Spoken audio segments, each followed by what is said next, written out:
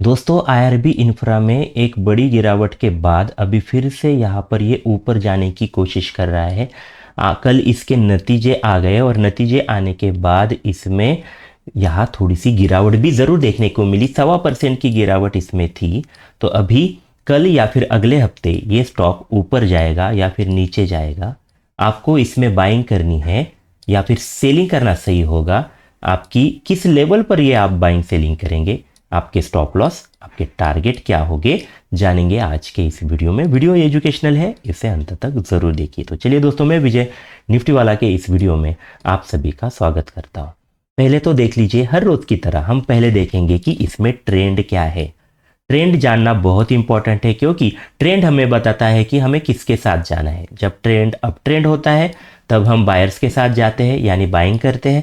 जब trend down trend होता है हम उसमें सेलिंग करते हैं। ओके, मतलब अप ट्रेंड में बाइंग करके पैसा बनेगा, डाउन ट्रेंड में सेलिंग करके पैसा बनेगा। ओके, सिंपल सी बात होती है हर ट्रेडर के लिए, लेकिन हम ट्रेडर इसे कंफ्यूज कर देते हैं। हम कई सारी बातें सीखते हैं, कई सारे इंडिकेटर सीखते हैं और उसके बाद जो बेसिक चीज़ है वही हम भूल जाते हैं। तो आपको ये चीज़ एक्चुअल में नहीं भूलनी है। आपने हमारे रोज़ की वीडियो देखे होंगे तो आपको समझ में आ रहा होगा कि ट्रेंड के साथ जब भी हम जाते हैं हमारे ट्रेड सही निकलते हैं। ट्रेंड के अगेंस्ट मैंने तो कोई भी ट्रेड अभी तक नहीं दिया है। ट्रेंड के अगेंस्ट भी हम ट्रेड कर सकते हैं, लेकिन ट्रेंड खत्म हो रहा है या फिर रिवर्सल आ रहा है, ऐसा कोई इंडिकेशन हो तो ही हम रिवर्सल के ट्रेड में जाते हैं। भले ही हम लेट हो लेकिन हम सही दिशा पकड़ते हैं। तो आपको भी इसी तरह से ट्रेडिंग करनी है। तो आईआरबी में अभी हमें किस तरह से प्लान करना है थोड़ा सा देख लीजिए। पहले हम देखेंगे ट्रेंड की अगर हम बात करें तो यहाँ पर आप ही बताइए कौन सा ट्रेंड है। यहाँ पर क्लियरली एक साइडवेज ट्रेंड है ना। यहाँ पर देख लीजिए, प्राइजेस ऊपर ले जा रहे हैं बुल्स, फिर यहाँ सेलर्स आते हैं, प्राइजेस को नीचे लेकर जाते हैं, फिर से बुल्स आते हैं, प्राइजेस को ऊपर ले जाते हैं, लेकिन ज़्यादा ही ऊपर वो ले जाने में सक्सेसफुल नहीं रहते। फिर से सेलर्स आते हैं, इसे नीचे लेकर जाते हैं और यहाँ आने के बाद सेलर्स रुकते हैं, ज़्यादा नीचे प्राइजेस नहीं जाती, फिर से बायर्स आते हैं, सेलर्स आते हैं। इसी तरीके से ये सिलसिला चलता रहा है। और आप सारे ईएमएस भी अगर देखें तो वो भी यही बात बता रहे हैं। सभी ईएमएस साइडवेज यहाँ ट्रेंड दिखा रहे हैं। तो जब भी कभी साइडवेज ट्रेंड होता है तो हम उसमें बाइंग और सेलिंग दोनों कर सकते हैं। ओके, बाइंग और सेलिंग दोनों कर सकते हैं, लेकिन सबसे इंपॉर्टेंट चीज होती है जब आप साइडवेज ट्रेंड में ट्रेड करते हो तो आपके लिए सबसे अहम होती है लेवल अगर आपकी चूक गई तो आपको छोटा प्रॉफिट होगा, बड़ा लॉस होगा। तो इसीलिए लेवल आपको जरूर ध्यान में रखनी चाहिए दोस्तों। लेवल के सिवा आप कभी भी साइडवेज ट्रेंड में ट्रेड मत कीजिए। अगर ट्रेंड हो तो ठीक है, लेवल थोड़ा नीचे ऊपर चल जाता है, लेकिन जब साइडवेज ट्रेंड हो तो लेवल सटीक होना चाहिए। आज के इस वीडियो में मैं आपको सही लेवल दूंगा कि किस लेवल पर आप ये बाइंग सेलिंग करेंगे। अभी पहला पार्ट मैं आपसे क्लियर करना चाहता हूं कि अभी जो प्राइस है, ये जो प्राइस चल रही है 20 के अराउंड जो प्राइस एक्चुअल में है, तो ये एक्चुअल में किस जोन में है। साइडवेज ट्रेंड तो है, लेकिन प्राइजेस टॉप पर है या फिर लो पर है।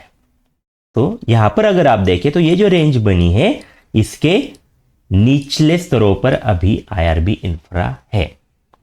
मतलब यहां अभी ये प्राइस है। तो आप ही बताइए, अभी ये जो ट्रेंड है ये यही चलेगा, ऐसा हम अनुमान पहले लगा लेंगे, ये ब्रेक नहीं होगा। तो यहां ये एक बाइंग की अपॉर्चुनिटी आपके लिए है, क्योंकि यहां से ही प्राइजेस ऊपर जा रही है। सेल करना है तो ऊपर के लेवल पर सेल करना सही है। तो अभी जो आईआरबी इंफ्रा स्टॉक है दोस्तों, वो हम यहाँ पर एक्चुअल में अभी जो प्राइजेस चल रही है तो यहाँ बाइंग की अपॉर्चुनिटी ढूंढने की कोशिश करेंगे, क्योंकि ये निचले स्तरों पर है। अभी बाइंग कहाँ करनी है थोड़ा सा ठीक से समझ लीजिए। ये जो लेवल है 19 के अराउंड, यहाँ एक इंपॉर्टेंट सपोर्ट है और काफ़ी बड़े हायर टाइम फ्रेम वाला यहाँ पर सपोर्ट है। तो यहाँ बाइंग कहाँ कर सकते हैं देख लीजिए। 19 के अराउंड जैसे ही आए और जैसे यहाँ पर प्राइस एक्शन एक पॉजिटिव प्राइस एक्शन बना। पॉजिटिव प्राइस एक्शन का मतलब यही होता है कि जो कैंडल स्ट्रक्चर हो वो बुल्स की तरफ इशारा करे। ऐसे कोई कैंडल स्ट्रक्चर बनता है तो आप यहाँ बाय करेंगे, सही जगह है आपके लिए बाइंग के लिए। ओके, तो ये करना है आपको, बाइंग का यहाँ पर ट्रेड लेना है। नीचे आने के बाद लोग सेल करेंगे, नए ट्रेडर घबरा जाएंगे, आप बिल्कुल भी नहीं घबराएंगे, आप यहां पर बाइंग करेंगे।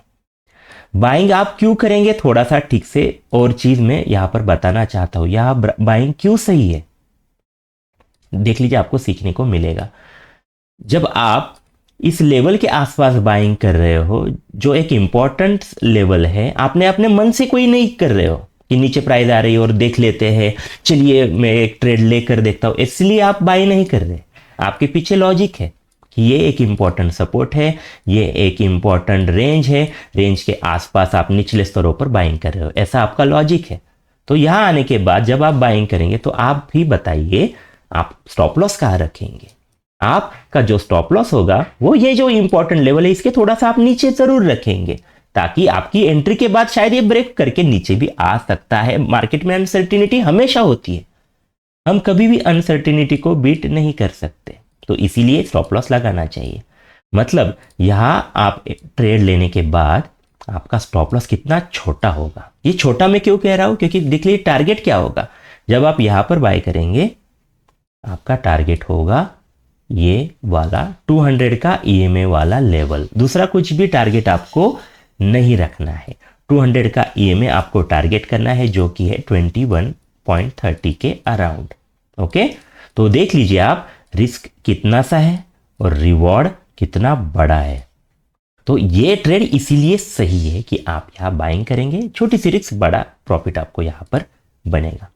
ओके, और कुछ दिनों में जब यहां आएगा तो लालच नहीं करना है। कई बार लोग क्या करते हैं कि यहां आ गया अब ये ब्रेक करेगा, ऐसे नहीं है। मतलब जब यहां आएगा तो कैसे होगी कैंडल, ऐसे ग्रीन ग्रीन कैंडल होगी और आप सोचेंगे चलिए अभी तो ब्रेक होगा। नहीं दोस्तों, जब तक ये एक रेंज में है, रेंज टूटने की पॉसिबिलिटी कम है।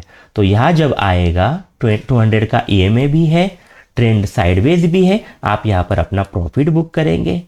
और यहां अगर निगेटिव प्राइस एक्शन बने, जैसे कि यहां पर देख लीजिए, यहां आने के बाद जो रेड कैंडल्स बनी, ऐसा कोई निगेटिव प्राइस एक्शन बने, आप सेल करेंगे, आपका पैसा इस तरह से यहां फिर से बनेगा। ओके, प्रॉफिट बुक करेंगे और सेल की टेरिटरी में सेल का ट्रेड आप लोगे, फिर आपका टारगेट फिर से यही होगा। यही करना है आपको आईआरबी में, दूसरा कुछ भी नहीं करना है। बीच में यहां ट्रेड नहीं करना है, कहीं भी हो यहां बीच में कोई भी ट्रेड नहीं होगा। आप ट्रेड करेंगे कहा 21, 30, 50 या फिर 19 के अराउंड, ये दो लेवल के पास ही आप ट्रेड करोगे। यहां करोगे बाइंग, यहां करोगे सेलिंग। कभी तो फ्यूचर में ये ब्रेक होगा, वो सही चीज है, लेकिन आपको एक बार छोटा सा नुकसान होगा, लेकिन मैक्सिमम टाइम आपको ये बड़े बड़े ट्रेड मिलेंगे, बड़े प्रॉफिट बनेंगे, 2-3 बड़े प्रॉफिट मिलेंगे। समझो कि 5-5% वाले 3 ट्रेड मिल गए, 15% का प्रॉफिट बन गया, और एक बार आपका यहां पर 2% का लॉस होगा। ओके, लॉस होने के बावजूद भी आप 13% प्रॉफिट में बने रहेंगे।